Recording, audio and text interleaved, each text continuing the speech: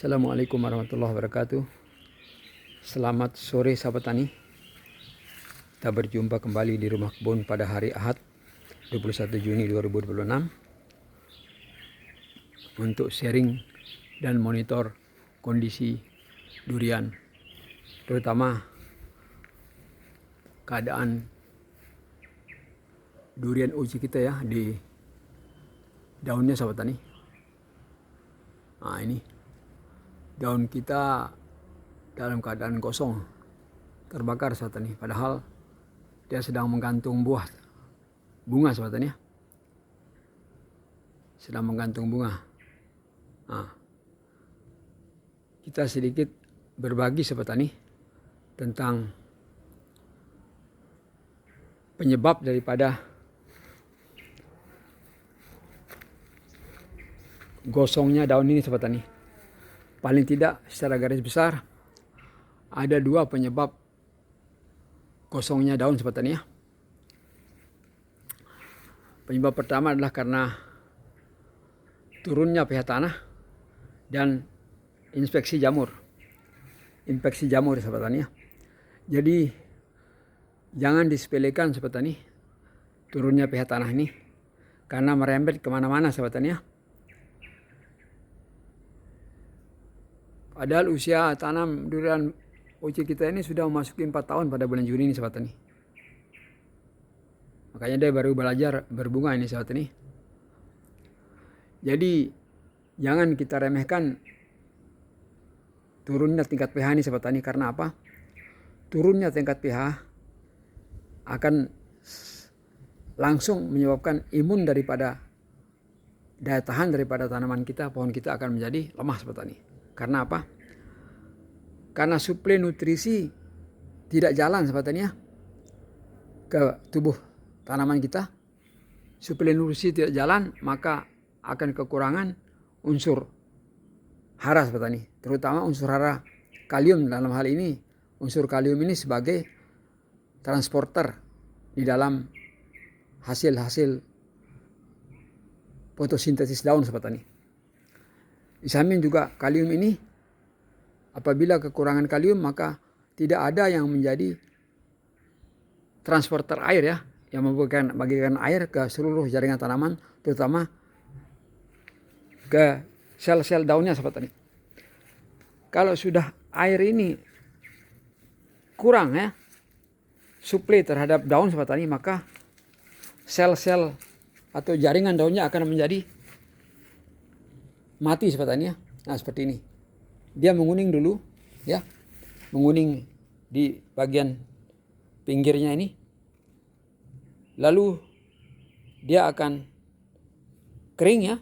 Setelah kering lama-lama akan menjadi rontok ya. Nah, seperti ini. Jadi jangan kita remehkan sahabat tani turunnya tingkat pH ini.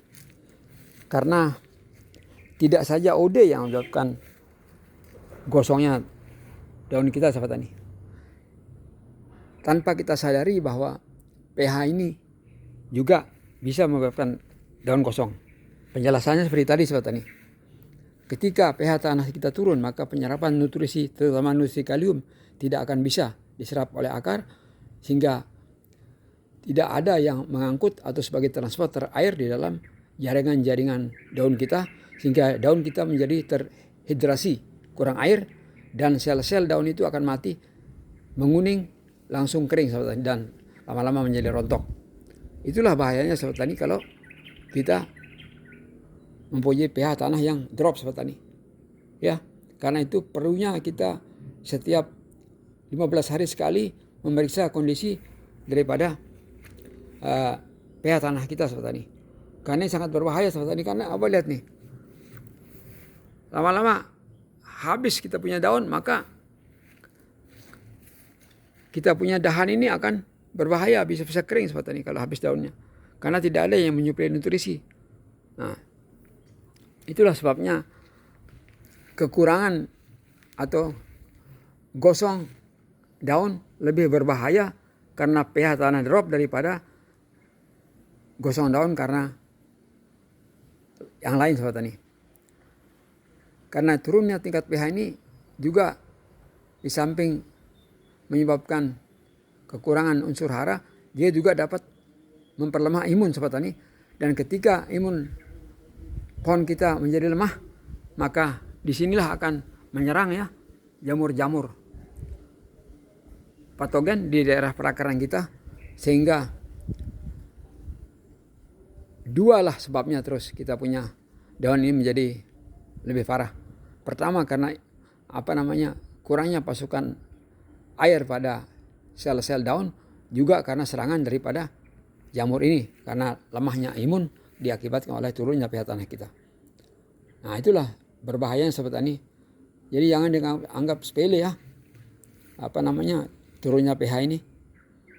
Jadi dia bisa mati orang punya anak sobat tani, lebih hampir sama dengan resikonya dengan busuk akar sobat tani, turunnya pH tanah ini. Karena sama-sama menyebabkan tidak tersalurkannya unsur hara ke dalam tubuh tanaman kita sobat tani, sehingga tanaman kita menjadi imunnya berkurang dan daunnya bisa rusak sobat tani ya. Nah, seperti tadi itu penjelasannya. Kurang kalium maka transporter air tidak ada, sehingga sel-sel atau tanaman daun kita menjadi terhidrasi. Karena terhidrasi daunnya, maka daunnya ini akan mempunyai sel yang mati dan lama-lama menjadi kering, kosong, dan kemudian rontok sobat tani.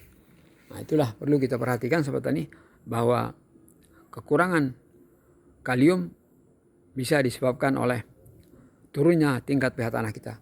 Oleh karena itu, untuk meningkatkan atau menaikkan tingkat pH tanah kita sebaiknya sekali 2 minggu perhatikannya. Ketika dia sudah di bawah 6, kita cepat aplikasikan dia kalsium sobat tani. Kalsium itu kalau bisa yang kalsium oksida sobat tani ya, karena kalsium oksida ini lebih cepat terserap dan tidak merusak media kita. Karena kalau kita pakai kalsium karbonat, lama-lama tanah kita akan mengeras sahabat tani.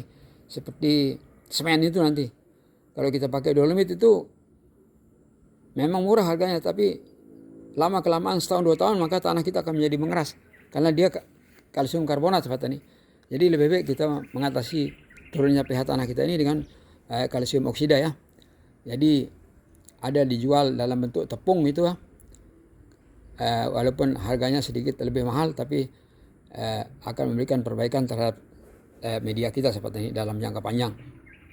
Ada seperti kita sebut merek ya, seperti Fortune, Manohara, ada Kalha itu ya, mengandung kalsium dan asam humat. Itu baik untuk kita pakai sebagai tanah untuk meningkatkan pH tanah kita. Jadi dalam rutinitas kita memberikan pupuk sobat tani, jangan lupa kita menyertakan kalsium dalam tiap bulannya itu sobat tani. Karena kalau tidak kita sertakan dengan kalsium sobat tani, maka berbahaya kalau tingkat pH tanah kita tidak perhatikan. Apalagi ya di musim hujan sobat tani. Nah, kita menyadari setelah terjadi musim kemarau baru kita sadar tiba-tiba daun kita menjadi kering kayak begini, rusak. Nah, ini setelah musim hujan 2 bulan yang lalu ini sobat tani, kita tidak perhatikan unsur kalsium ya, jadinya begini. Nah, itulah sebabnya tadi pengalaman besar dalam berkebun ini kita harus perhatikan, kita harus amati sehingga kita tidak menyesal di kemudian hari sobat tani. Jadi itulah dampak buruknya daripada kekurangan pH ini sobat tani, bisa merusak daun tanam kita dan lama-lama pohon kita akan menjadi susah payah ya, karena di sana sini akan terjadi mati pucuk, mati ranting dan lain sebagainya sobat tani. Itulah yang kita harus hindari. Jadi alangkah bijaksananya dalam setiap rutinitas kita setiap bulannya itu kita harus perhatikan unsur kalsiumnya sobat tani ya. Jadi kalau kita kasih Kalha atau Fortune dan Manohara, kita bisa mengikut sertakan dengan Karati plus Boroni sobat tani. Karena di sana dia mengandung kalsium, boron dan nitrat sobat tani ya. Jadi itulah pentingnya kita menjaga selalu tingkat pH kita di atas 6 sobat tani dan di bawah 7 ya. Antara 6,2 sampai 6,7 itulah pH yang ideal sobat tani. Ya, inilah pengalaman kita sobat tani berkebun durian nih, sehingga kesehatan daun kita atau pohon kita tergantung dari kesehatan daunnya, sahabat tani. Kita lihat apa yang terjadi pada durian kita, maka kita lihat daunnya, sahabat tani. Oleh karena itu, marilah kita perhatikan atau kita rutinitas mengaplikasi kalsium dalam rutinitas kita setiap bulannya, atau 2 minggu sekali bisa kita pakai kalsium, sahabat tani. Ya, 10 atau 20 gram dalam 10 liter air. Kita kocorkan di sekitar, kalau lebih besar kanopi kita lagi, bisa kita pakai 100 gram ya, untuk 30 liter air. Kita kocor di sekeliling kanopi, maka kita akan mendapatkan daun kita menjadi daun yang enak dipandang, hijau, mengkilat, dan terbebas dari serangan penyakit. Karena imun daripada pohon kita akan menjadi naik, kuat, karena faktor kalsium ini, sahabat tani.